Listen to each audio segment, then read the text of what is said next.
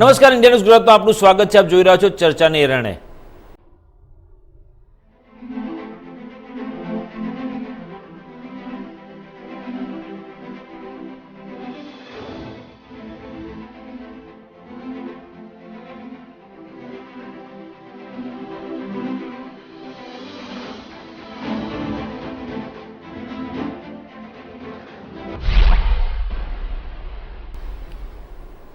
દર્શક મિત્રો, આપ સૌ જાણો છો કે હાલમાં સંસદનું ચોમાસું સત્ર ચાલી રહ્યું છે અને ચોમાસું સત્રના 4 દિવસ પહેલા 4 દિવસ મણિપુરની જે હિંસા છે અને થોડા સમય પહેલા એટલે સંસદ શરૂ થાય એના આગલા દિવસે જે વિડીયો વાયરલ થયો હતો તે મામલે હંગામા સાથે રહ્યું અને એને કારણે મુલતવી રાખવાની ફરજો પડી. 5મા દિવસે પણ હંગામો થતો રહ્યો આ મામલા ઉપર. જે પ્રકારે હંગામો થતો રહ્યો અને ભાજપ વિરોધી પક્ષો એટલે કે નવું જે ગઠબંધન તૈયાર થયું છે ઇન્ડિયન નેશનલ ડેવલપમેન્ટલ ઇન્ક્લુઝિવ એલાયન્સીસે સાથે મળીને જે રીતે વર્તમાન સરકાર સામે અવિશ્વાસની દરખાસ્ત રજૂ કરી, કારણ કે વિપક્ષો ઈચ્છે છે કે વડાપ્રધાન મણિપુર મામલે જવાબ આપે, વડાપ્રધાન નરેન્દ્ર મોદી જવાબ આપે તેવી અપેક્ષા રાખી રહ્યા છે. પરંતુ જે પ્રકારે કેન્દ્રીય ગૃહમંત્રી અમિત શાહે પણ મંગળવારે સંસદમાં સ્પષ્ટપણે કહ્યું કે જેટલી પણ ચર્ચા કરવી હોય મણિપુર મામલે ચર્ચા કરવા તૈયાર છીએ, હું જવાબ આપવા તૈયાર છું, ચર્ચા કરવા માટે સત્તાધારી પાર્ટી સરકાર તૈયાર છે, ગૃહમાં સંસદમાં જે કાર્યવાહી છે ચાલે અને આ દરમિયાન ચર્ચા પણ થશે અને હું જવાબ આપવા તૈયાર છું, જે પણ સવાલો હોય સવાલોના જવાબ આપવા હું તૈયાર છું. આટલું સ્પષ્ટ કર્યું હોવા છતાં પણ વિપક્ષો એવું ઈચ્છે છે કે વડાપ્રધાન નરેન્દ્ર મોદી જ તેમને જવાબ આપે અને જે પ્રકારે સંસદમાં મુદ્દો ઉછાળવામાં આવી રહ્યો છે અને હંગામો કરી અને સંસદની કાર્યવાહી ઠપ કરવામાં આવી છે. બુધવારે લોકસભામાં ઇન્ડિયાના ગઠબંધન દ્વારા અવિશ્વાસનો પ્રસ્તાવ રજૂ કરવામાં આવ્યો. આ પ્રસ્તાવને લોકસભા સ્પીકર ઓમ બિરલાએ મંજૂરી પણ આપી દીધી. કોંગ્રેસ મણિપુરના અને બીજા વિપક્ષો મણિપુરના મુદ્દા પર ચર્ચા ઈચ્છે છે. પાર્ટીનું કહેવું છે કે વડાપ્રધાન નરેન્દ્ર મોદી આ મુદ્દે ગૃહમાં જવાબ આપવો જોઈએ.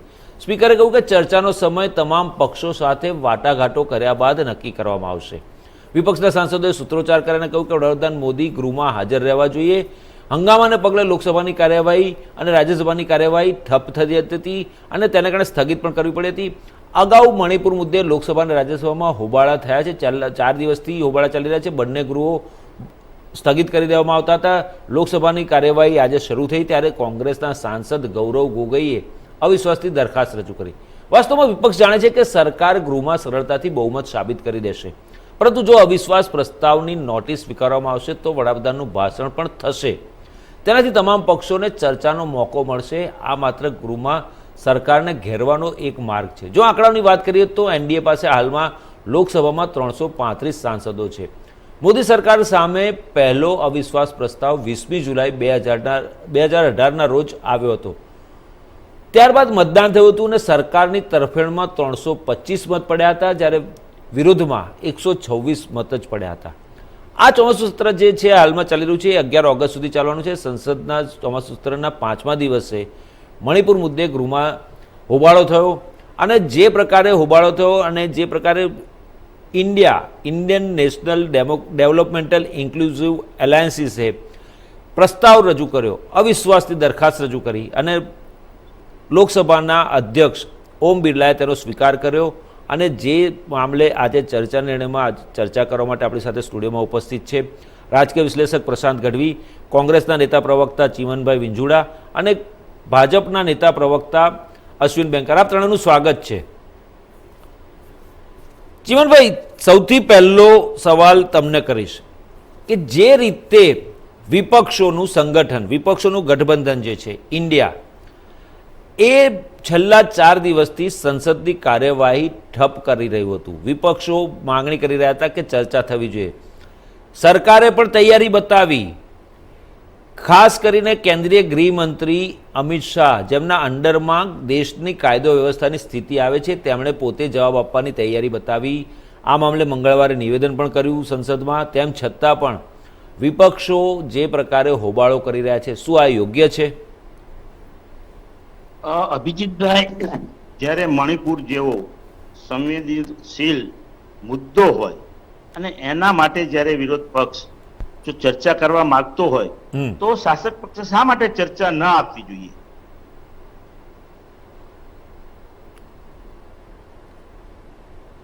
ઓડિયો મ્યુટ ચર્ચા થઈ કરવા ગયો. તૈયાર છે હા. પણ 176 મુજબ, અને અમે માગી રહ્યા છે 200. તમારો ઓડિયો મ્યુટ થઈ જાય છે ચીમનભાઈ. એક જ મિનિટ, મને સાંભળતો ખરા. કેમ કે ભાઈ 176 મુજબ એવું થાય કે તમને 1 થી 1.5 કલાક વધુમાં વધુ સમય ફાળવવામાં આવે, વધુમાં વધુ 1 થી 1.5 કલાક. ચીમનભાઈ ઓડિયો મ્યુટ થઈ જાય છે તમારો વારે ઘડીએ. ચીમનભાઈ તમારો ઓડિયો મ્યુટ થઈ ગયો છે. ચીમનભાઈ તમારો ઓડિયો મ્યુટ થઈ ગયો છે. ચીમનભાઈ ઓડિયો મ્યુટ થઈ ગયો છે. ચીમનભાઈ કઈ સંભળાતું નથી. ચીમનભાઈ તમારો ઓડિયો મ્યુટ થઈ ગયો છે. નથી, હવે એમને સંભળાતું જ નથી. ચીમનભાઈ સંસદમાં આવું થાય છે. ચીમનભાઈ તમારો ઓડિયો મ્યુટ થઈ જાય છે વારે ઘડીએ. આજે ખડગે સાહેબ ની આજ ફરિયાદ છે કે મારું માઇક બંધ.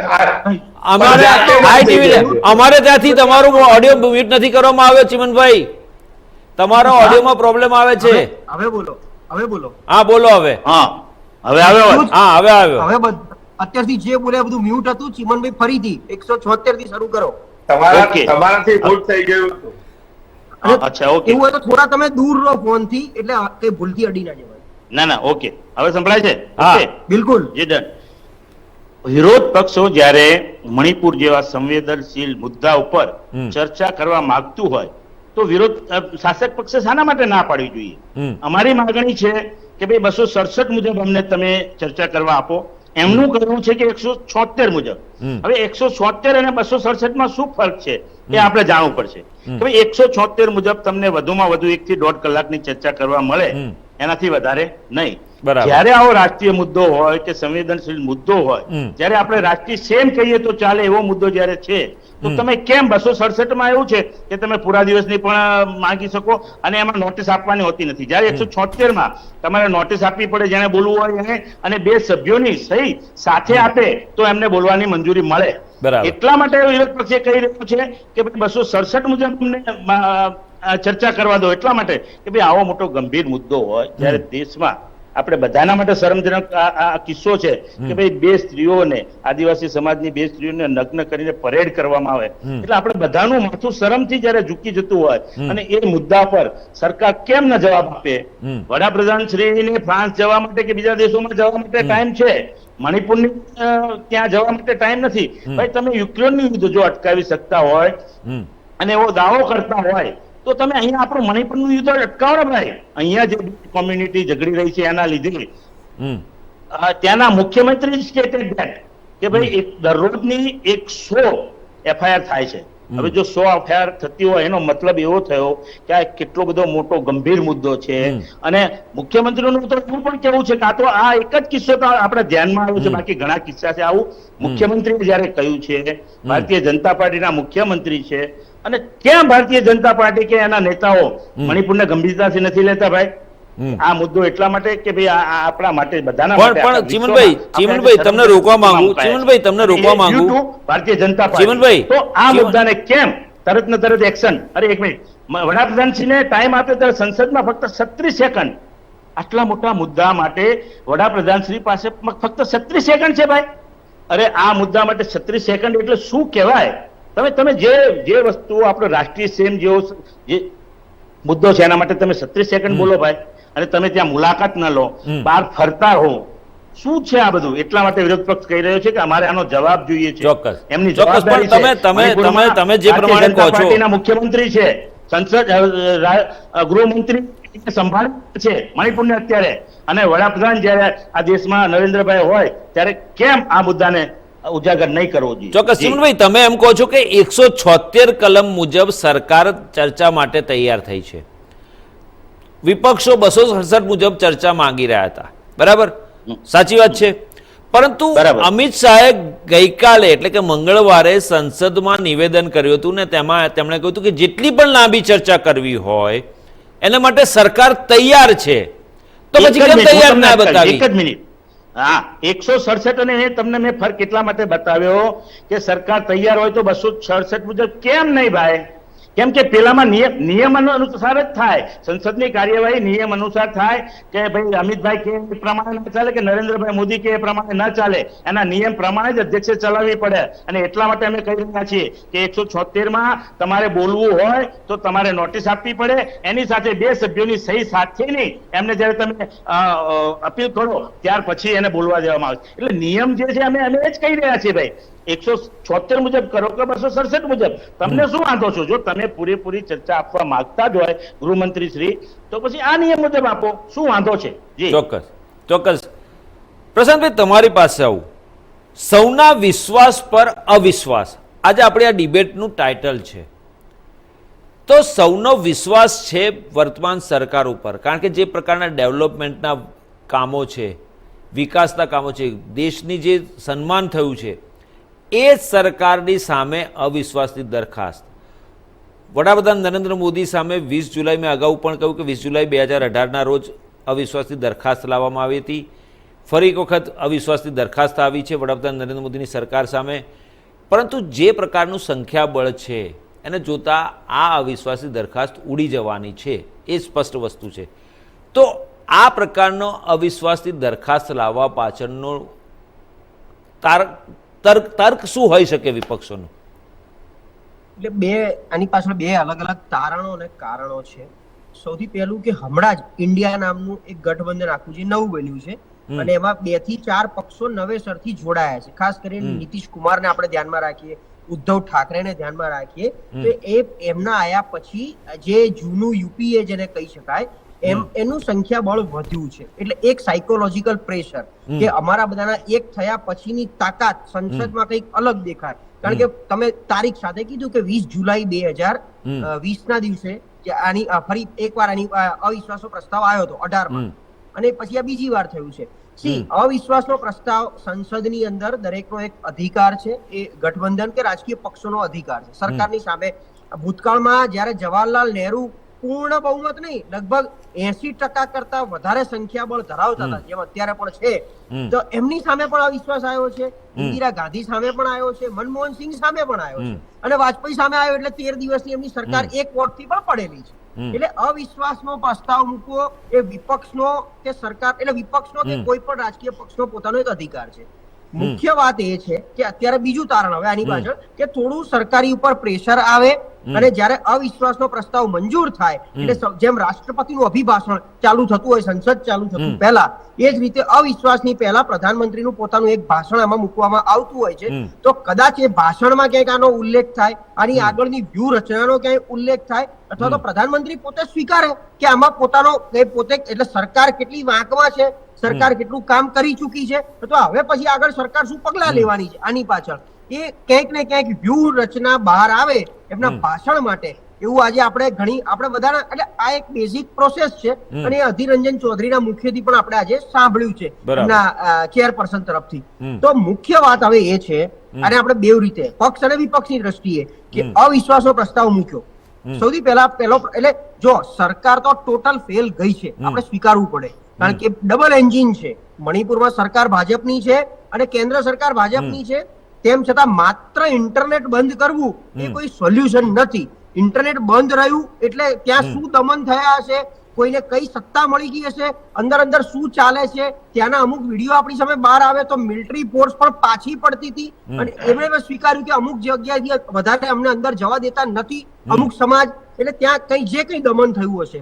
એટલે સરકાર નાની મોટી ફેલ ગઈ છે, એમનું ફેલિયર 100% આપણે સૌ જાણીએ છીએ કે જયારે સુપ્રીમ કોર્ટે સુઓ મોટો દાખલ કરવો પડે, સરકાર સામે લાલાક કરવી પડે, એ સરકારનું ફેલિયર કહેવાય. એની સામે શું સંસદનું સત્ર, હવે આપણે વિપક્ષને પણ પ્રશ્ન પૂછીએ, વિપક્ષો આમ તો ભલે એ પોતે સ્વીકારે છે કે એમનું કશું ચાલતું નથી, એમનો અવાજ બધી રીતે દબાઈ દેવામાં આવે છે, તો સંસદનું સત્ર, મોન્સૂન સત્રની તારીખ જોવાની આપણે કેમ રાહ જોઈ? કેમ આપણે આની પહેલા રાષ્ટ્રપતિશ્રીને કે લોકસભાના સ્પીકરને રિક્વેસ્ટ કરી અને આટલા દિવસ જયારે મણિપુર બંધ રહ્યું 70-80 દિવસ સુધી, તો કેમ સંસદનું 2 દિવસનું સત્ર સ્પેશિયલ મણિપુર માટે બોલાવવાની કોઈ માંગ ના આવી આટલા દિવસો દરમિયાન? કેમ બીજા કોઈ પ્રશ્ન ના આવ્યા? મણિપુરને લઈને 7 સિસ્ટર્સ ની અંદર વિપક્ષ તરફથી એવું કોઈ પગલું ભરવામાં આવ્યું હતું કે મણિપુર વાસીઓને ક્યાંક સાંત્વના મળે કે અમારી જોડે કોઈક તો છે? સરકાર તો હતી નહીં, એ તો આપણને ખબર જ છે.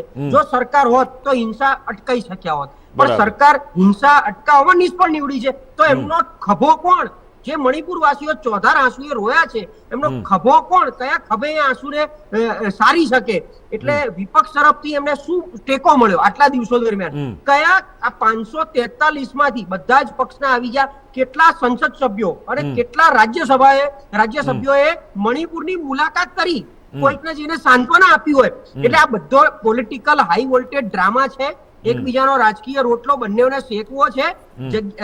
જનતાની જગ્યાએ છે, જનતાએ તો રોવાનું છે. મણિપુરની જનતા રોઈ રહી છે. હવે મણિપુરનો રેલો ધીરે ધીરે નાગાલેન્ડ અને બીજા રાજ્યોમાં પણ પ્રસરી ચૂક્યો છે. આ શું થશે આગળ, કઈ દિશામાં જઈ રહ્યું છે, મારી તમારી સમજ શક્તિની બહાર છે. જે બી થશે એ પ્યોર રાજકીય ડ્રામા સ્વરૂપે થવાનું છે.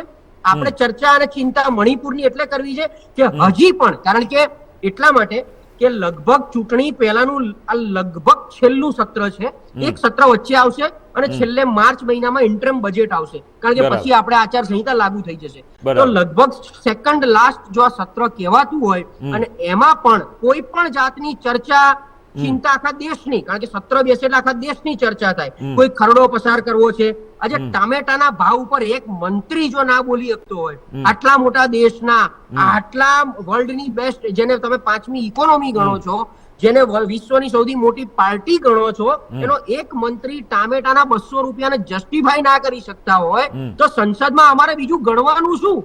સંસદ પાસે જનતાએ બીજી શું અપેક્ષા રાખવાની? તો મણિપુર તો ભડકે વળશે, કાલ આવું ને આવું ચાલશે તો કોઈક ના કોઈક મુદ્દે આવા ઘણા રાજ્યો મળશે. બરાબર, ચોક્કસ.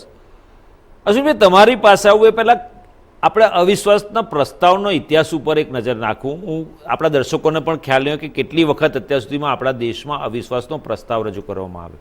ગૃહમાં અત્યાર સુધીમાં 27, લોકસભામાં 27 વખત અવિશ્વાસનો પ્રસ્તાવ રજૂ કરવામાં આવ્યો છે. 1963માં જેપી કૃપલાનીએ નહેરુ સરકાર વિરુદ્ધ નોટિસ આપી હતી. 1979માં મોરારજી દેસાઈની સરકાર વિરુદ્ધ અવિશ્વાસનો પ્રસ્તાવ આવ્યો હતો અને એકમાત્ર એવી સરકાર હતી કે જે પડી ગઈ હતી, અવિશ્વાસના પ્રસ્તાવમાં હારી ગયા હતા અને પડી ગઈ હતી સરકાર. 2003માં સોનિયા ગાંધીએ તત્કાલીન વડાપ્રધાન અટલ બિહારી વાજપેયી સામે અવિશ્વાસની દરખાસ્ત મૂકી હતી. 2018માં વડાપ્રધાન નરેન્દ્ર મોદી સરકાર વિરુદ્ધ પણ અવિશ્વાસનો પ્રસ્તાવ આવ્યો હતો, જે 325 વિરુદ્ધ 126ના મતે ફેંકાઈ ગઈ હતી. સૌથી વધુ વખત અવિશ્વાસની પ્રસ્તાવ જે આવ્યો હોય તો ઇન્દિરા ગાંધીની સરકાર સામે આવ્યો હતો. 27માંથી 15 વખત એમની સરકાર વિરુદ્ધ આવ્યો હતો અને 15 વખત જીતી ગયા હતા. અને રસપ્રદ વાત એ છે અશ્વિનભાઈ, પ્રશાંતભાઈ અને ચિમનભાઈ, કે આ જે અવિશ્વાસની પ્રસ્તાવ આવે એમાં લાલ બહાદુર શાસ્ત્રીની વિરુદ્ધમાં પણ અવિશ્વાસનો પ્રસ્તાવ CPIMના જ્યોતિ બસુ હતા, એ લાવેલા હતા. અને એ ચર્ચા સૌથી લાંબામાં લાંબી ચાલી હતી. 24 કલાક 34 મિનિટ સુધી ચર્ચા ચાલી હતી અવિશ્વાસના પ્રસ્તાવ પર. તો આ આપણા રસપ્રદ ઇતિહાસ છે. આપણો ઇતિહાસમાં જે આપણો લોકસભાનો ઇતિહાસ છે એમાં આ વસ્તુ આ છે, અને દર્શકોને પણ જાણ થાય કે અવિશ્વાસનો પ્રસ્તાવ કેટલી વખત આવે છે. અશ્વિનભાઈ, સવાલ એ થાય છે કે વિપક્ષોની માંગણીને માન આપવું જોઈએ. લોકશાહી મંદિર છે એવું વડાપ્રધાન નરેન્દ્ર મોદી કહે છે. લોકશાહીનું મંદિર છે લોકસભા, આપણી સંસદ એ આપણી લોકશાહીનું મંદિર છે. પરંતુ જે પ્રકારે વડાપ્રધાન નરેન્દ્ર મોદીએ પણ સત્ર શરૂ થતાં પહેલાં મીડિયાના સંબોધનમાં કહ્યું હતું કે તમામ મુદ્દાઓની ચર્ચા કરવામાં આવશે, અને એ સંદર્ભમાં જો વિપક્ષોની માંગણી સ્વીકારી લીધી હોત તો 5 દિવસ દરમિયાનનો જે સંસદના બંને ગૃહોની કાર્યવાહી ન થઈ શકી, 5 દિવસનો જે નુકસાન થયું આર્થિક રીતે, કારણ કે એક દિવસના સત્રનું જે હોય છે ખર્ચો એ ગણતરી કરવા જઈએ તો લાખોમાં જતું હોય છે. ત્યારે આ 5 દિવસ દરમિયાન જો સરકારે સ્વીકારી લીધું હોત પહેલે દિવસે અને ચર્ચા કરવાની શરૂઆત કરી હોત તો આ 5 દિવસ પણ સરસ રીતે ચાલ્યા હોત. શું કહેવું તમારું મામલે? અભિજીતભાઈ, શરૂઆત કરીએ આજના અવિશ્વાસ દરખાસ્ત લાવવાના પ્રસંગ. આ જ વસ્તુ આ વિપક્ષ પહેલા જ દિવસે એમના સાંસદ દ્વારા અવિશ્વાસની દરખાસ્ત લાવી અને અધ્યક્ષજીને આપી હોત હમ તો પહેલા દિવસ પ્રશ્ન પૂરો થાત? ના, એમણે નથી આપ્યો. સંસદની અંદર વિપક્ષ, પક્ષ કે સાંસદ એ પોતાની 50 સભ્યોની સહી વાળી સંમતિ હોય તો અવિશ્વાસની દરખાસ્ત લાવી શકે છે. પરંતુ વિપક્ષ એટલે આજની તારીખે સત્તા માટે બનેલું એક સમૂહ, હમ એ ગઠબંધન સરકારમાં પોતાની બહુમતી જરાય નથી હમ અને એમ કે અમે કહીએ એમ સંસદ ચલાવો. હમ તો કેટલું વ્યાજબી? પહેલા જ દિવસે માનનીય નરેન્દ્રભાઈ મોદીજીએ કહ્યું હતું હમ કે આ મુદ્દા ઉપર ચર્ચા કરવામાં આવશે. હમ 4 મહિના પહેલા માનનીય ગૃહમંત્રી શ્રી અમિતભાઈ શાહ મણિપુરના સત્તાવાર દોરા પર ગયા હતા. હમ તેમણે સમગ્ર અભ્યાસ કર્યો હતો હમ અને સમગ્ર પક્ષોને સાંભળ્યા. હમ પરંતુ અભિજીતભાઈ, હમ જ્યારે કોઈ મોટો રોગ હોય ને હમ ત્યારે ડોક્ટર છે ને એના પ્લાનિંગ થી ચાલતો હોય છે. હમ ડોક્ટરને કારણ કે રોગને સમાવવો છે, એ રોગને મટકાડવાનો છે. કોઈ ઓપરેશન એવા હોય એમાં ડેટ પડે અને કોઈ ઓપરેશન એમાં તાત્કાલિક કરવું પડે. આજે ભારતના મણિપુરની અંદર જયારે પ્રશ્ન છે, સેન્સિટિવ પ્રશ્ન છે, આવડો મોટો વિકટ પ્રશ્ન છે, તો એને હલ કરવા માટે રાજ્ય સરકાર, કેન્દ્રની સરકાર સક્ષમ છે અને એની યોજનાપૂર્વક કામ કરી રહી છે. બરાબર. પરંતુ જયારે ચર્ચાની વાત કરીએ છીએ ત્યારે નાચવું નહીં અને આંગણ ટેડવું. હમ હમણાં જ આપણે જોયું કે ચીમનભાઈનો અવાજ એમના કારણે જ મૂડ થઈ જતો હતો અને પછી ચીમનભાઈ એવું પણ બોલ્યા, મને સાંભળો તો ખરા. જેમ આજે ખડકેજી બોલ્યા કે મારું માઇક બંધ કરી દેવામાં આવે છે, પણ ખડકેજી જે તે બોલે છે એમાં એવું બન્યું ના હોય કે પોતાનું માઇક પોતાના હાથે જ બંધ થઈ ગયું હોય. એટલે આ રીતે દોષારોપણ કરી અને આ દેશની જનતાનો સમય બરબાદ કરવો, એના માટે ચર્ચાઓ ના હોઈ શકે. ચર્ચાઓ હોઈ શકે, હેલ્ધી ચર્ચા હોઈ શકે અને સમૂહની અંદર આખી સંસદ ભેગી થઈ અને મણિપુરના પ્રશ્ન ઉપર આપણે એનું નિરાકરણ કાઢીએ, એ સકારાત્મક ચર્ચાઓ થવી જોઈએ. બરાબર.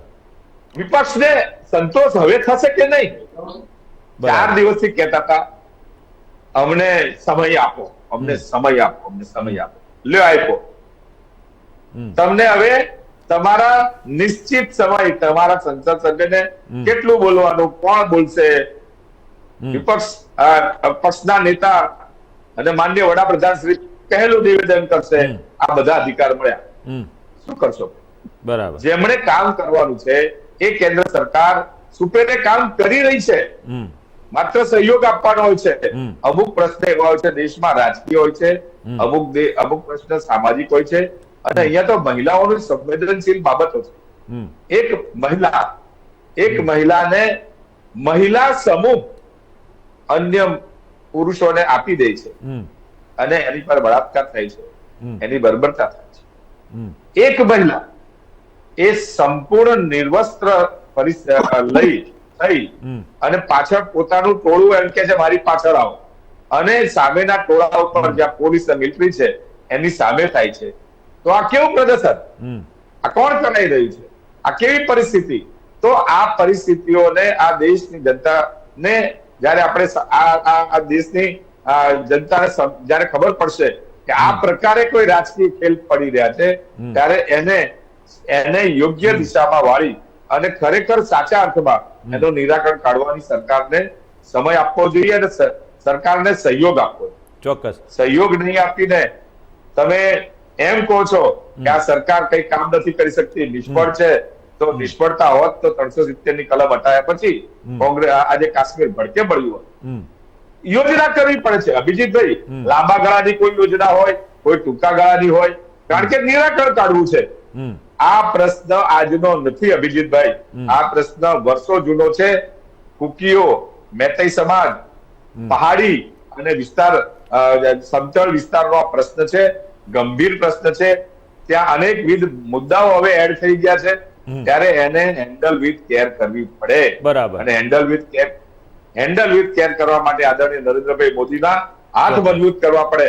ખાલી ક્રિટિસિઝમ કરીએ અને વાહિયાત ક્રિટિસિઝમ કરીએ એ વિપક્ષને છોડ.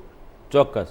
પ્રશાંતભાઈ તમારી પાસે આવું, ચીમનભાઈ તમારી પાસે આવું છું, તમે હાથ ઊંચો કર્યો છે, કંઈક જવાબ આપવો છે તમારે અશ્વિનભાઈના મુદ્દા ઉપર.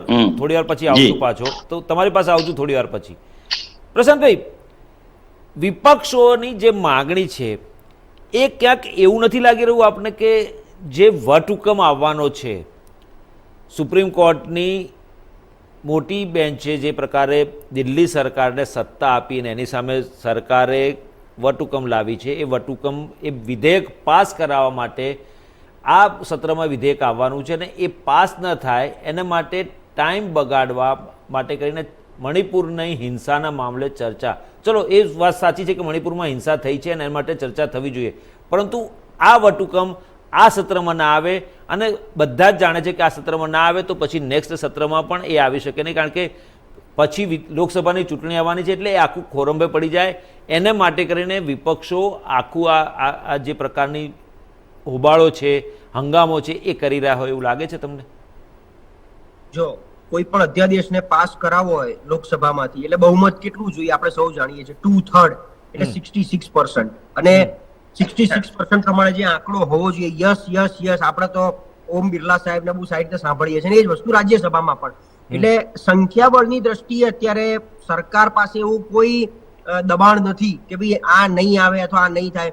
સરકારને જે કોઈ અધ્યાદેશ પાસ કરાવવો છે બંને સદનમાંથી, એ ઇઝીલી પાસ થાય છે, કારણ કે એમના પોતાના સભ્યો જ વધારે છે, બરાબર છે, બંનેમાં બહુ સ્પષ્ટ બહુમતી છે, એટલે એ કોઈ ઇશ્યુ નથી. પણ યસ, ઓવરઓલ સત્ર ચાલે નહીં એ બહુ મોટું દબાણ છે સરકાર ઉપર. સત્ર ચાલે જ નહીં. તમે જુઓ તો ગૌતમ અદાણી મુદ્દે સત્ર ખૂબ ચાલ્યું હતું ગઈ વખતે, અને સત્રને એક બી દિવસ ના ચાલવા દીધું. એની પહેલા કૃષિ કાયદા ઉપર બહુ ચાલ્યું. એટલે સતત આ સત્ર ન ચાલવું ને, હું એવું માનું છું સરકાર ઉપર બહુ મોટું દબાણ છે, એની સાથે સાથે બહુ મોટું નુકસાન દેશનું છે. હવે એ સરકારે પણ એટલું જ પોઝિટિવલી સમજવું પડે કે વિપક્ષની જો કોઈ માંગ હોય તો એમને કેવી રીતે શાંત રાખી શકાય, અને વિપક્ષની અમુક માંગ વ્યાજબી હોય, અમુક નથી પણ હોતી. જેમ કે અત્યારે વાત કરી તો પ્રોટોકોલ પ્રમાણે ગૃહમંત્રી પોતે કોઈ પણ પ્રકારની ચર્ચા કરવા તૈયાર છે. પ્રોટોકોલ કે છે કે જે તે વિભાગનો વડો આના જવાબ આપે. હવે આ સુરક્ષાનો મામલો છે, અમિત શાહ ગૃહના વડા કહેવાય ગૃહમંત્રી તરીકે, તો એ તૈયાર છે. તો પ્રધાનમંત્રી એક માત્ર આમ જોવા જાવ તો સારી રીતે નિવેદન આપવાનું છે, એક સંતોષવાના છે આમને, તો સંતોષીને સત્ર ચાલવા દેવું જોઈએ. એ જ રીતે વિપક્ષે પણ વધારે પડતી જરૂર કરતા વધારે માંગ કરી, સત્રમાં હોબાળો કરી અને સત્રને જો કમ્પ્લીટલી બંધ રાખે તો હું એવું માનું છું બંને ભેગા થઈને દેશનું નુકસાન બંને રીતે કરી રહ્યા છે. આપણે સૌ સ્વીકારીશું, કારણ કે સત્ર ચલાવવા માટે ખૂબ જે પૈસા જઈ રહ્યા, જનતાની ટેક્સના પૈસા જઈ રહ્યા છે, અને જનતાના પ્રશ્નોની ચર્ચા તમે અંદર તમારે બાખડવાથી, તમારા રાજકીય રોટલાથી તમે થવા દેતા નથી. બંને પક્ષને લાગુ પડે છે, સરકારને પણ. હવે આમ જોવા જાવ તો પ્રધાનમંત્રી નિવેદન આપી દે તો ફરક શું પડે છે? આજે આમ જોવા જાવ ચર્ચા નથી કરવાની પ્રધાનમંત્રી, હું સ્વીકારું છું, એમને ચર્ચા નથી કરવાની. પ્રધાનમંત્રી એક એવું પદ છે ગરિમાપૂર્ણ, વત્તા એ વડો છે, એટલે એમને તો માત્ર સાંત્વના આપવાની છે. જેમ આટલા બધા દિવસો પછી મીડિયા સમક્ષ આવી અને એમણે જે ખેલદિલી વ્યક્ત કરી કે ભાઈ આ શર્મસાર એક ઘટના છે, એ જ રીતે સંસદમાં પણ એમણે એક માત્ર નિવેદન અથવા જે કઈ અમુક ટૂંકી મુદતમાં એમને એમનું વક્તવ્ય આપવાનું છે, જેનાથી કદાચ વિપક્ષને સંતોષ થાય અને પછી ચર્ચાને હેન્ડઓવર કરવાની છે ગૃહમંત્રી તરફ. પણ ખબર નહીં આ કેમ શું થઈ રહ્યું છે. જેમ આપે કીધું એમ કે અધ્યાદેશ નહીં આવવા દેવા પાછળનું આટલું મોટું રાજકારણ, હું એવું માનું છું કે આ જનતા સાથે ચેડા છે. એ બધા દિલ્હીની જનતા હોય કે દેશની જનતા હોય, એટલે આટલું મોટું ષડયંત્ર તો ન હોઈ શકે. પણ યસ, ઓવરઓલ હવે કેવું છે, આ ઈગો વોર ઉપર છે, અને આપણે સૌ જાણીએ છીએ કે પ્રધાનમંત્રી તો ક્યારેય કોઈ બી મુદ્દે પોતે જેને કારણ કે ઝૂકીને સ્વીકારીને તો બોલતા નથી, કારણ કે પછી ઈગો આવી જાય છે. એટલે હવે એનો કોઈ ઈલાજ નથી. દરેક જેમ વહેમનું કોઈ ઓસડ નથી, એમ ઈગોનું કોઈ ઓસડ નથી. એટલે આ માત્ર ચર્ચા અને આ ઝઘડાના સ્વરૂપમાં રહે છે. સત્ર ચાલતું નથી, એનું નુકસાની આપણે સૌએ ભોગવવાની પણ રહે છે. સત્ર ચાલે તો કઈક ખબર પડે કે આમાં શું થશે. અને હજી પણ આગળ મણિપુરનું હજી કોઈ નિરાકરણ આવ્યું નથી. ઇન્ટરનેટ હજી બંધ છે, ઘણા વિડીયો એટલે હવે ધીરે ધીરે ચાલુ કરી રહ્યા છે. તો ઘણી આટલા દિવસો દરમિયાન જે દમન થયા એની ઉપર શું એક્શન લેવાશે, સરકાર કેવી રીતે આને શાંત પાડશે, આર્મી ફોર્સ જે ઓલરેડી કંઈક થાકી ગઈ છે ત્યાં, એ આને કંટ્રોલ કરી શકશે, નહીં કરે તો ખરેખર રાષ્ટ્રપતિ શાસન લાદવું જોઈએ, એની તૈયારી છે સરકારની, કારણ કે ત્યાં પછી સરકાર પડી જાય જો રાષ્ટ્રપતિ શાસન આવી જાય તો એ રાજ્ય ટેમ્પરરી ગુમાવવું પડે એ તૈયારી છે એ લોકોની, કારણ કે ગુમાવવું જ પડે હવે તો. માત્ર રેઝિગ્નેશન ફાડી નાખવું એ સોલ્યુશન નથી. એટલે આને બહુ બધી રીતે ટેકફુલી જોવું પડે. અને અહીંયા જો આ વસ્તુ ચાલી ગઈ આ જ રીતે, તો આજ પાછળ મણિપુર થી પાછળ 7 સિસ્ટર્સમાં બધે આ જ પ્રોબ્લેમ સેમ છે. મેઘાલયમાં આ છે, નાગાલેન્ડમાં આ છે, ક્યાંક બોર્ડરનો ઇસ્યુ છે, ક્યાંક જંગલનો ઇસ્યુ છે. તો અહીંયા જે છે એ લોકોને ખ્યાલ આવી જશે કે આટલું બધું કરવાથી સરકાર પણ કશું કરી શકતી નથી, તો બીજા રાજ્યો પણ આ જ રીતે ધીરે ધીરે ચાલુ કરશે પોતાની માંગ, અને એમાં ઇન્ટરનેટ બંધ થશે. નવા સત્રમાં પાછું આજ હોબાળો જોવા મળશે. તો શું આજ વસ્તુને આપણે ચાલુ રાખવી છે? એટલે આ બધું જોવું પડશે સરકારે પણ. એટલે હવે હાઈ ટાઈમ થઈ ગયો છે, અને વિપક્ષે સમજવાનો હાઈ ટાઈમ થઈ ગયો છે. કારણ કે દર વખતે હોબાળો કરી સંસદ નહીં ચાલવા દેવું, તો વિપક્ષ કદાચ આનાથી મને એવું લાગે છે પોઝિટિવિટી ક્રિએટ નથી કરી શકતું. તમારે જનતાના દિમાગમાં પોઝિટિવિટી લાવવાની છે કે વિપક્ષ પણ એક સારું કામ કરી રહી છે, અને એના માટે મતમાં એનું કન્વર્ઝન લેવાનું છે એમને. એ મતમાં કન્વર્ઝન મને લાગે છે આવી રીતે નથી આવતું. ચોક્કસ. જીવનભાઈ, તમારી પાસે આવું, લોકસભાના સાંસદો લોકપ્રતિનિધિ કહેવાય છે. લોકોની સમસ્યાઓને નિરાકરણ માટે પોતાનો મત વિસ્તાર કે પોતાના મતદારો જે છે અથવા તો જનતા જે છે એને સમસ્યાઓ હોય એના ઉકેલ માટે ચર્ચા વિચારણા કરવાની ત્યાં લોકસભા કે વિધાનસભામાં એ પ્રતિનિધિ તરીકે અવાજ ઉઠાવે. લોકોને જે સમસ્યા છે હાલમાં તે મોંઘવારીની છે, જે પ્રશાંતભાઈએ પણ કહ્યું કે ટામેટાના ભાવ 200 રૂપિયા કિલો છે. તો આ બધા મુદ્દાઓ નજરઅંદાજ કરી વિપક્ષો એકમાત્ર મણિપુરના મામલે જ કેમ આગળ વધી રહ્યા છે? શું લોકોની સમસ્યા પર ના ઉકેલ માટે રસ નથી વિપક્ષને, કે માત્ર રાજકીય રોટલા શેકવા માટેનો જ રસ છે, અથવા સત્તા પર આવવા માટે 2024ની ચૂંટણીને ધ્યાનમાં રાખીને પોતાના ગઠબંધનને, નવા જન્મેલા ઇન્ડિયાના ગઠબંધનને વધારે મજબૂત કરવા માટે, અથવા તો એ લોકો એના તરફ આકર્ષાય એના માટેનો આ પ્રયત્ન છે? શું કહેવું છે તમારું? સૌથી પહેલા તો અભિજીતભાઈ, તમે 2-3 વાતો જે કરી અને પ્રશાંતભાઈએ પણ કરી કે ભાઈ વિરોધ પક્ષ આ નથી કરતો ને આ મુદ્દો જ ખાલી લે છે, તો આ તમને બધાને આ નાનો મુદ્દો લાગી રહ્યો છે. અને હું તો મીડિયાને તમને પણ કહું છું અભિજીતભાઈ, કે મણિપુરના સવાલ ઉપર આજ સુધી આટલા દિવસ થયા, કયા મીડિયાએ એને ઉપર પ્રકાશ પાડ્યો? ભાઈ, મીડિયા આપણે ચોથો સ્તંભ કહીએ છીએ, જેની જવાબદારી છે, કેમ આના ઉપર મીડિયાએ ઢાંક પીછોડો રાખ્યો આજ દિવસ સુધી? તમારી જાણ સારું જીવનભાઈ, તમારી જાણ સારું, તમારી જાણ સારું પણ લેવા નથી દેતા. અગાઉ જીવનભાઈ મારી વાત સાંભળો, જીવનભાઈ મારી વાત સાંભળો, મારી વાત સાંભળો. જ્યારે આ સંસદનું સત્ર ચાલુ થયું, જે દિવસે વડાપ્રધાને નિવેદન કર્યું, સાંભળો મારી વાત સાંભળી લો પહેલા. આઈટીવી નેટવર્કના ઇન્ડિયા ન્યૂઝ ગુજરાત ઉપર એ દિવસે જ મણિપુરનો જે વિડીયો વાયરલ થયો હતો એ મામલે ચર્ચા થઈ હતી અને ઓપનલી ચર્ચા કરી હતી.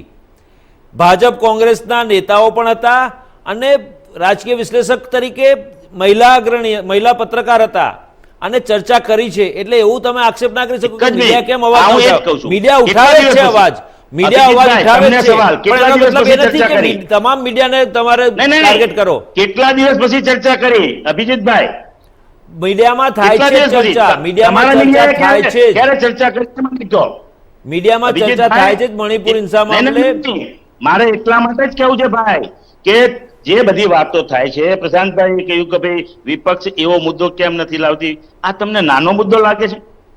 આ દેશમાં જ્યારે 2 સ્ત્રીઓને નગ્ન અવસ્થામાં પરેડ કરાવવામાં આવે અને મીડિયા અને બીજા મિત્રો એમ કે આ મુદ્દા પર તમે સંસદ ખોરવી નાખો છો ભાઈ, તો વિરોધ પક્ષ કઈ વાત લે? કેમ એમણે મોંઘવારીનો અગાઉ પણ મુદ્દા લીધા છે, કોણે કીધું નથી લીધા? પણ આમ જેમ ગઈકાલે સંજયસિંહને જેમ બહાર કાઢી નાખવામાં આવે, એમ દર વખતે કોઈ પણ જયારે શાસક પક્ષની સામે બોલે એટલે એને ગમે તેમ કરીને ઢસડીને બહાર કાઢી દેવા. તમને યાદ કરાવું ચીમનભાઈ, તમને યાદ કરાવું, ચીમનભાઈ એક મિનિટ, તમને યાદ કરાવું, રાજસ્થાનમાં પણ જે ઘટના ઘટી છે એ મામલે રાજસ્થાનના અશોક ગેહલોતના મંત્રીમંડળના એક સભ્યએ આ જ મુદ્દે નિવેદન કર્યું કે મણિપુર તો ઘણું દૂર છે, આપણા રાજ્યમાં જે હિંસા થઈ છે, જે ગેંગરેપ થયો છે એ મામલે ચર્ચા કરવી જોઈએ, એ મામલે વાત કરવી જોઈએ.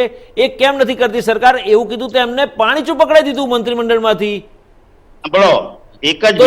કોંગ્રેસના જ મંત્રી હતા ને. હા, હું એ જ કહું છું ભાઈ, હું એ જ કહું છું તમને તમને જ્યારે મીડિયા કે શાસક પક્ષ જ્યારે એક મુદ્દો સંવેદનશીલ આવે એટલે એને ઢાંકી દેવા માટે તમને આજે રાજસ્થાન યાદ આવે છે, છત્તીસગઢ યાદ આવે છે. વડાપ્રધાનશ્રીના સંબોધનમાં એક જ મિનિટ મને સાંભળજો પછી બોલજો. વડાપ્રધાનશ્રીના સંબોધનમાં મણિપુરનો મુદ્દો હતો, શાના માટે રાજસ્થાન ને છત્તીસગઢ આવ્યું? તમારે આ મુદ્દાને નાનો બનાવી દેવો છે. આ મુદ્દો કશું નથી એવું. અને હમણાં અશ્વિનભાઈએ કહ્યું અમિત શાહે મુલાકાત લીધી. ભાઈ અમિત શાહે મુલાકાત લીધી તો આ ઘટના એના પહેલાની છે. કેમ અમિત શાહના ગૃહમંત્રીના ધ્યાનમાં ના આવ્યું? અને તમે કોંગ્રેસ ઉપર કશું કરવું હોય ત્યારે આઈબી ને સીબીઆઈ બધું બેસાડો છો, તો અત્યારે તમારી આઈબી ક્યાં ગઈ હતી? આટલા દિવસ 70 દિવસ સુધી તમારી આઈબી શું કરી રહી હતી? આ તમારી નિષ્ફળતા છે. મ્યુટ થઈ ગયું તમારો ઓડિયો. એવું થવાનું. તમારો ઓડિયો મ્યુટ થઈ જાય છે ચીમનભાઈ વારે ઘડીએ. ચીમનભાઈ ઓડિયો મ્યુટ થઈ જાય છે. એક જ મિનિટ. સાચી વાત બોલો હવે બોલો. હા બોલો. સાચી વાત જનતાની સમક્ષ લાવીએ એટલે અમે મુદ્દાને ખોટી રીતે ઉજાગર કરીએ છીએ એવું. આ ઘટના નાની દેખાય છે તમને લોકોને? અને આ ઘટના વિરોધ પક્ષ નહીં લાવે તો કોણ લાવશે? અને વિરોધ પક્ષ આ જે વાત છે દેશમાં જે ચાલી રહ્યું છે આમની નાકામયાબી છે. વડાપ્રધાન છે ભાજપના, ગૃહમંત્રી ભાજપના છે, મુખ્યમંત્રી ભાજપના છે, અને તેમ છતાં 70 દિવસ સુધી એમને જાણ ન થાય. એટલે તો કુંભકર્ણ કરતા પણ ગેરરીતિમાં ભારતીય જનતા પાર્ટીની સરકાર સૂતી છે. કુંભકર્ણ તો 6 મહિને ઉઠી જતો હતો ભાઈ, પણ તમે તો એના કરતા ઉઠો છો. તો આટલી ગંભીર ઘટનાને તમે સામાન્ય સમજો. અને કેમ વિપક્ષે એના માટે અવિશ્વાસ પ્રસ્તાવ એટલા માટે છે કે પ્રજાને ખબર પડે કે આ ભારતીય જનતા પાર્ટી આ કેવા કામો કરી રહી છે, કેવી એમની નિષ્ફળતા છે. ચર્ચા થશે તો લોકોને ખબર પડશે ને ભાઈ. અવિશ્વાસ પ્રસ્તાવમાં બધાને ચર્ચા કરવાનો મોકો આપવો પડશે. અને એ તમે જો 276 મુજબ અત્યારે અમને 267 મુજબ અમને આપ્યો હોત તો કોઈ જરૂર જ નહોતી. પણ તમારે તો શું કરવું છે? તમારી જાહેરાતો, તમારી સરકાર ન જાય. તમારે એક પક્ષને મણિપુરમાં પણ તમારે એક પક્ષને સાચવવો છે ભાઈ. આદિવાસી સમાજ. તમારો ઓડિયો મ્યુટ થઈ જાય છે વારે ઘડીએ.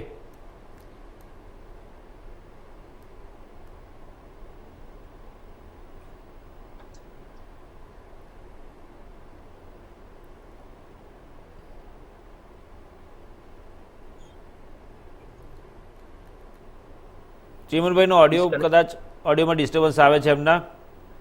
ચીમનભાઈ મારો અવાજ આવે છે? હા હા શું કહેતા હતા બોલો. હા એક જ મિનિટ. તો ક્યાં પછી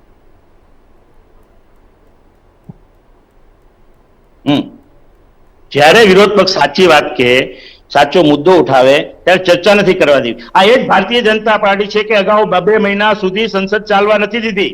એ લોકો આજે અમને શિખામણ આપે છે કે ભાઈ સંસદ ચાલવા દો.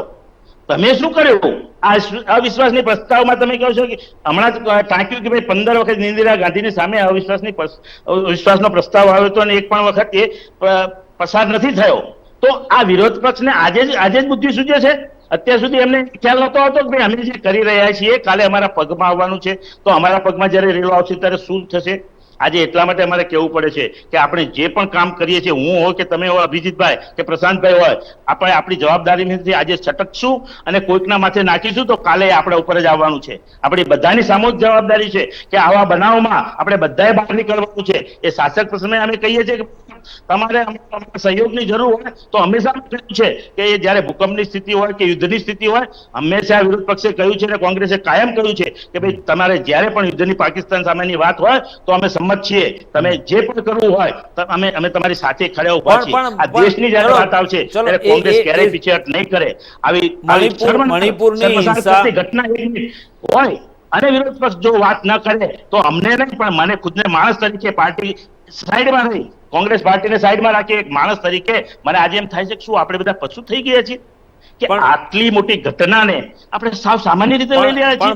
આપણે શું બધા પશુતાથી ઉપર જઈ રહ્યા છીએ. આપણી બધાની સામૂહિક જવાબદારી છે. અભિજીતભાઈ તમારી, પ્રશાંતભાઈની, અશ્વિનભાઈની અને મારી પણ કે આ સમાજને આપણે સારો સમાજ બનાવવાનો છે. અને જે પણ હોય એમાં એ કોંગ્રેસનો હોય, ભાજપનો હોય કે અન્ય હોય, જીવનભાઈ એ સ્વીકાર્ય છે. એ વસ્તુ વિરોધ પક્ષ કહી રહ્યો છે કે તમે કડક થાવ, કડક પગલે કામ લો. તમારી સરકાર જતી હોય તો જવા દો, પણ કામ કરો અને પ્રજા માટે કરો. ને આ સ્ત્રી જાતિનું અપમાન કઈ રીતે સહન કરો છો? જે લોકો એમ કહે છે બેટી બચાવો બેટી પઢાઓ, આના માટે બનાવવાની છે. આના માટે તમે કહી દો છો કે બેચી પઢાઓ બેચી બચાવો. એટલા માટે આજે તમને પણ વિનંતી છે ભારતીય જનતા પાર્ટીની કે ભાઈ જે પણ એક મિનિટ જે પણ ચિત્ર આવ્યું હોય જેને પણ કર્યું છે એને શાના માટે પ્રજા સમક્ષ નહીં લાવવાનું? પ્રજા સમક્ષ આવશે તો શું ફરક પડવાનું છે? અને જે હોય એને તાત્કાલિક નસીહત આપો. વડાપ્રધાન એમ કહે છે કે એક્શન લેવામાં આવશે, ઇમિડિયેટ એક્શન જોઈએ, ઇમિડિયેટ. તમે કહો છો લેવામાં આવશે એટલે વોટ ડુ યુ મીન? 70 દિવસે તમે એમ કહો છો કે એક્શન લેવામાં આવશે. આ ન જોઈએ, એટલા ટાઈમ એક્શન જોઈએ. અને ગમે તે હોય, ચમરબંધી હોય, એ કોંગ્રેસનો હોય, ભાજપનો હોય કે અન્ય હોય, એને ગાલી દેવો જોઈએ. જી ચોક્કસ.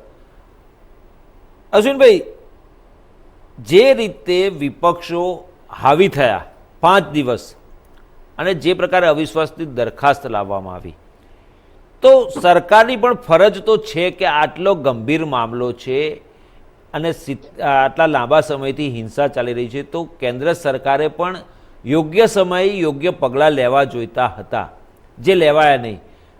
સ્થાનિક સરકાર, મણિપુરની રાજ્ય સરકારે પણ કોઈ એક્શન એવા લીધા નહીં.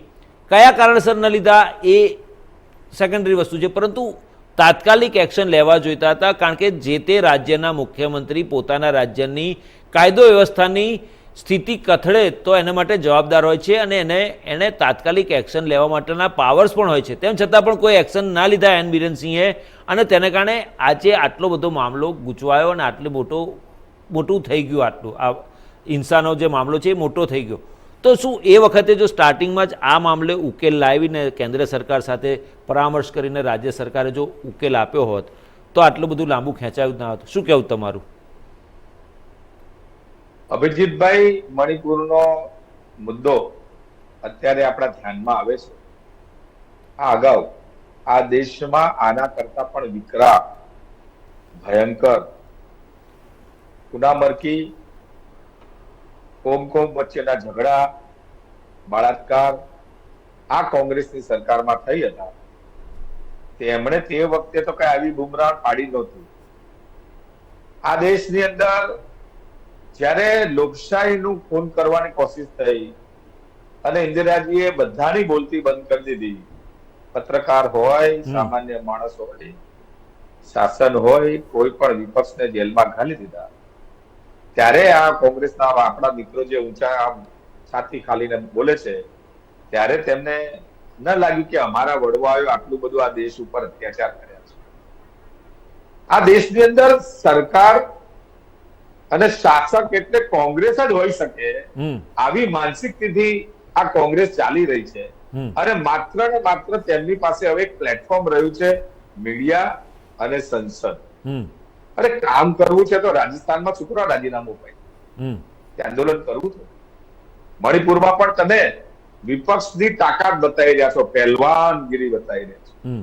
હવે એનું પ્લેટફોર્મ પાછળ તમે તમારી રીતે નક્કી કરવા માંગતા હતા કે લડાઈની કુસ્તીનું મેદાન ક્યાં? નરેન્દ્ર મોદી વિચક્ષણ નેતા છે, એમને ખબર પડે છે કે તમારી મનસા શું છે. એટલા માટે જો તમને સામે ચાલીને મેદાન આપ્યું છે, 4 દિવસથી કહેતા હતા ને, યોગ્ય ફોરમ જોઈએ. કારણ કે હવે નોંધ થશે કોણ સંસદ સભ્ય કેટલી મિનિટ બોલ્યો, શું બોલ્યો, એનો શું જવાબ આ સંસદમાં એની તમારી પ્રમાણે એની નોંધ થશે અને આ દેશ જાણશે. હવે કચ્ચા ચિચ્છા બધા ખુલવાના છે. આ પ્રકરણ પાછળ કોણ છે, કોનો હાથ છે, કોણે શું કર્યું, આપણે આજે એમ કહી નહીં શકીએ કે મણિપુરમાં કઈ થતું નથી.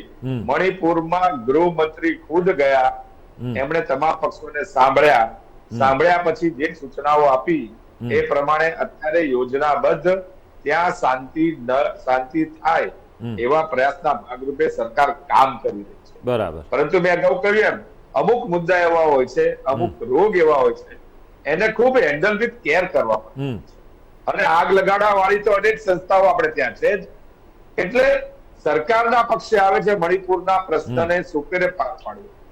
અને કોંગ્રેસ અને એના એલાયન્સ, જે અત્યારે એને વિપક્ષ ના કહી શકાય, આ દેશમાં વિપક્ષનું પણ સ્થાન કોંગ્રેસને ગુજરાતમાં તો જનતાએ નથી આપ્યું. તેમ છતાંય તે એવો હક કરે, અમે કહીએ તેમ જ બોલો, અમે કહીએ એટલું જ બોલો, અમે કહીએ એમ જ કરો. એવું ના થાય. બરાબર. એવું ન થાય. તમે શાસક પક્ષમાં નથી, તમે તમારો વિષય મૂકી રચનાત્મક વિરોધ કરી શકો છો, પરંતુ યોજનાપૂર્વક કામ કરવાની જવાબદારી એ આ ગવર્મેન્ટની છે, શાસનની છે. તમને તો ખબર છે કે અવિશ્વાસની દરખાસ્ત તમારી ફેંકાઈ જવાની છે. બરાબર. શાના માટે લાવ્યા છો? આ દેશને ગુમરાહ કરો છો. હે, તમને કોઈ પૂછવા વાળું નથી. આ દેશને ગુમરાહ કરો છો. તમારે તો અવિશ્વાસની દરખાસ્ત છે પડી જવાની છે. તેમ છતાં ગુમરાહ તમને એક પ્લેટફોર્મ જોઈએ છે. અરે પ્લેટફોર્મ નો ઉપયોગ કરો, પણ રચનાત્મક રીતે કરો ને. સંસદની અંદર વારે વારે ભાગી જઈ અને સંસદનો સમય બગાડો છો એ દેશની દુનિયા નથી, દેશની જનતા નથી જાણતી. શું ભાજપ ભાગી જાય છે? ભાજપના એલાસ પક્ષો સંસદમાંથી એની બેજવાબદારી નિભાવે છે. કોણ નીકળી જાય છે હંગામો કરીને? તો એ પણ જોવું પડશે અને એનો જવાબદારી ચૂંટણીઓની અંદર બધા આપવાનો થાય. ચોક્કસ. ચૂંટણીમાં તમને સંસદ સભ્ય તરીકે ત્યાં ગાડી મોકલી આપ્યા છે, નહીં કે ત્યાં આગળ કાગા રોડ કરવા. ત્યાં સરકારને તમે યોગ્ય પ્રશ્ન પૂછો અને તમારી પદ્ધતિથી તમે ત્યાં બેસીને સાંભળીને પ્રશ્ન પૂછો અને બીજા કામમાં સહયોગ આપો. ચોક્કસ. એપાર્ટ ફ્રોમ ધેટ એમનો પ્રશ્ન પૂરો થઈ ગયો છે. અવિશ્વાસની દરખાસ્તના સ્વરૂપમાં સંસદમાં ચર્ચા કરવાની તમને તક મળી ગઈ છે. ચોક્કસ.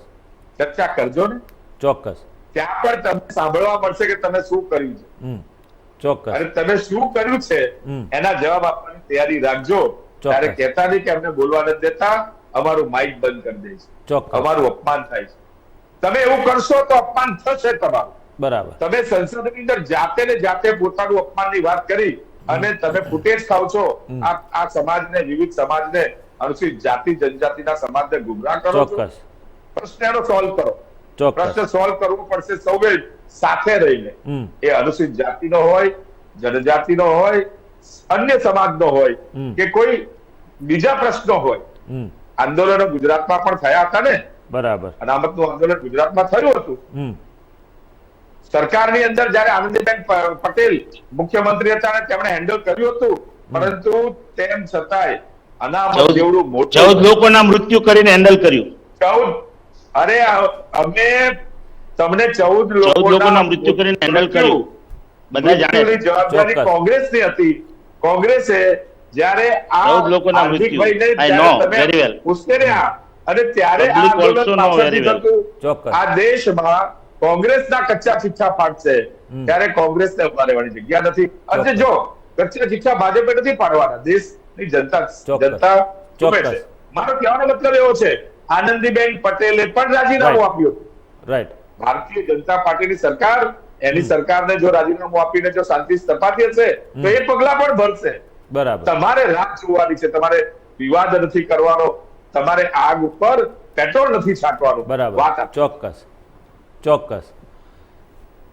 અશ્વિનભાઈ, પ્રશાંતભાઈ, ચીમનભાઈ, આપ ત્રણનો ખૂબ ખૂબ આભાર અમારી સાથે ચર્ચા નિર્ણયમાં જોડાઈને ચર્ચા કરી બદલ. તો દર્શક મિત્રો, જે રીતે વિપક્ષોનું ગઠબંધન ઇન્ડિયા દ્વારા લોકસભામાં નરેન્દ્ર મોદીની સરકાર વિરુદ્ધ અવિશ્વાસનો પ્રસ્તાવ લાવવામાં આવ્યો છે, એ રજૂ કરવામાં આવ્યો અને તેને સ્વીકાર્યો છે લોકસભાના અધ્યક્ષ ઓમ બિરલાએ, અને આગામી સમયમાં તમામ પક્ષો સાથે વાટાઘાટ કરી એનો સમય નક્કી કરવામાં આવશે. ત્યારે ચોક્કસ આ અવિશ્વાસનો પ્રસ્તાવ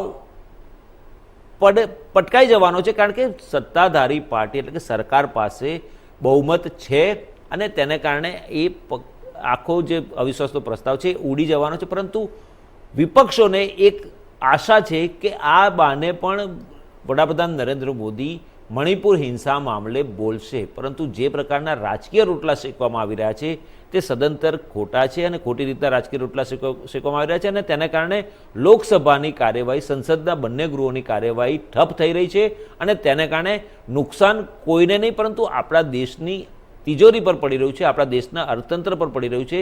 ત્યારે વિપક્ષોએ પણ આ બાબત ધ્યાનમાં રાખવી જોઈએ અને સત્તાધારી પાર્ટીએ પણ આ બાબત ધ્યાનમાં રાખવી જોઈએ કે લોકોના મતોથી જીતેલા લોકપ્રતિનિધિઓ લોકોની સમસ્યાના ઉકેલ માટે ભેગા થઈને ચર્ચા કરતા હોય છે અને તેનો અંત લાવવા અને સોલ્યુશન આપવા માટે ત્યાં બેઠા છે. ત્યારે આ પ્રકારના મુદ્દાઓ લઈને ખોટો હોબાળો કરી સંસદના બંને ગૃહો ઠપ કરવા યોગ્ય નથી.